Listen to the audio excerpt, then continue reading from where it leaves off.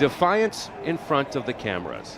Student protesters in Thailand flash a three-finger salute made famous by the Hollywood film The Hunger Games. The military government banned the gesture that's been co-opted by the anti-coup movement here. A movement that is now largely fronted by university students across the country. Supachai Sienjan is one of them. He's studying political science at Thammasat University.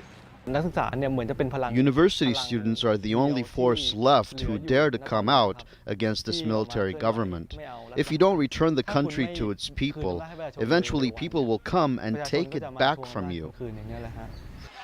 Student protests have had a bloody history in Thailand. A crackdown at Thammasat University in 1976 killed dozens of protesters, but it launched a pro-democracy movement that led to reform.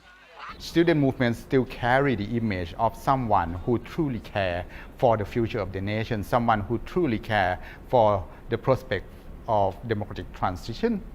This is Democracy Monument in central Bangkok. This is the spot where those very first anti-government protests were held 1 year ago. They ultimately led to the coup in May. It's also the same spot that the Army staged some of its public relations campaign called Returning Happiness. And then just last month, it was used by some of those students protesting against the coup.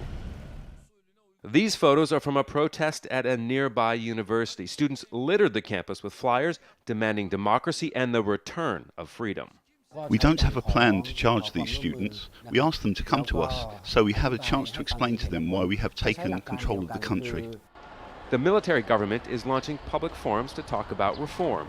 Some are specifically for university students, but that's being met with skepticism by the students. We all know that this forum won't be a free and fair one. We won't be able to tell them we disapprove the coup. The problem of the country is them, not us. Even though the student movement is gaining momentum on university campuses, it's been unable to get mainstream public support for their cause.